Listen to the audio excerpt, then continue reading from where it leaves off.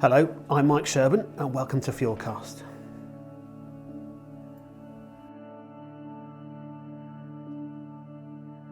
I'm no film expert, but I do like films. I've never seen Back to the Future 2 or 3 or Casablanca or any of the Godfather films or Citizen Kane or E.T. But I have spent much of the last few years watching films with my children as they've grown up. And this means that my film top 20 would include Kung Fu Panda and Monsters vs. Aliens, the one with Reese Witherspoon and Hugh Laurie and Kiefer Sutherland. If you haven't seen it, get it now, it's brilliant.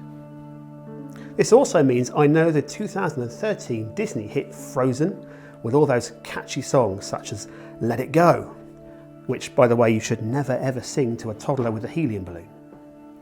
And then there's Do You Want to Build a Snowman? A cheerful song about deep and abiding loneliness that can get lodged in your head. And it was stuck in my head while I was out walking recently. So I started thinking about whether I would like being a snowman. I don't think I really would. For a start, you'd loathe sunshine and you'd live in fear of becoming the Wicked Witch of the West. I'm melting, I'm melting. Anyway, it got me thinking, how would I like to be built? And what does the Bible say about being built as a follower of Jesus? The Bible has loads to offer on this. Proverbs is riddled with it. So are Paul and Peter's letters in the New Testament. And Jesus gives us lots of help too, not least in Matthew 5's Beatitudes. So with all that in mind, how can a song from Frozen possibly offer any help at all? Well, there are moments when it feels as if the Bible is a little overwhelming. There's lots of good stuff to encourage and inspire us.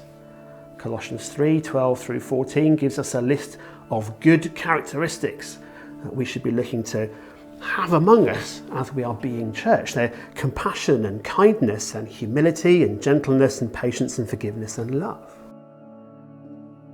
2 Peter chapter 1 gives us a list for staying healthy as we follow Jesus. It says faith and goodness and knowledge and self-control and perseverance and godliness and mutual affection and love. Sometimes those lists make us feel like there's an awful lot to take in. Now, there is no way that a Disney princess animated adventure can offer us a better lens than the Bible. And I don't want to reduce the wondrous and abiding Word of God to a single line from the songwriters Lopez and Anderson. But as I was thinking and walking, do you want to build a snowman? I thought, do I want to build myself as a follower of Jesus?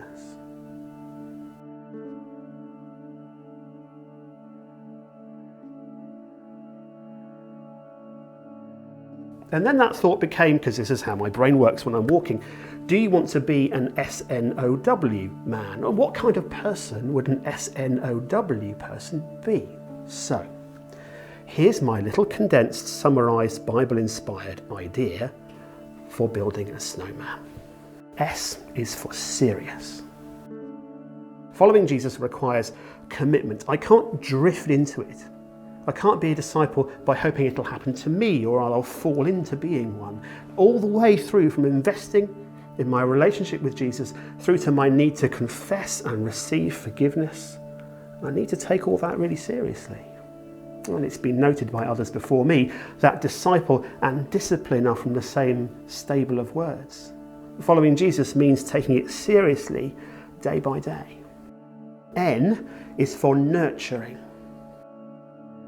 Nurturing myself means reflecting on who I am, what I'm like, and how Jesus wants to change me. And it means to take Sabbath seriously, looking after myself. I need to spend time with God and be renewed. Physical, emotional, and spiritual self-care is not selfishness, it's good stewardship.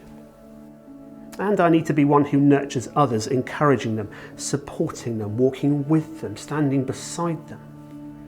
Following Jesus means nurturing myself and others day by day. Next is O, and O is for open-hearted. So much about the Paul letters, the things he tells first-generation believers in first-generation churches, is about compassion and encouragement, and those things need an open heart.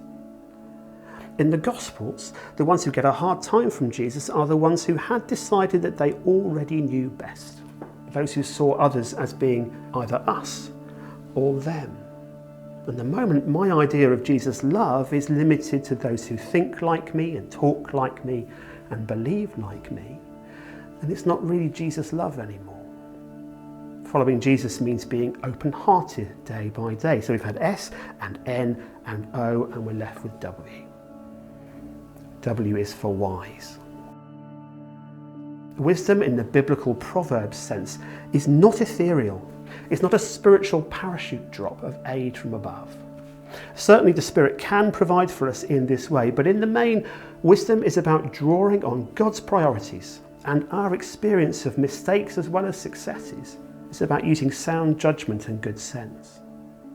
Being wise means seeking God with Jesus beside me, as well as learning from living life and from those who are around me. Following Jesus means being wise day by day.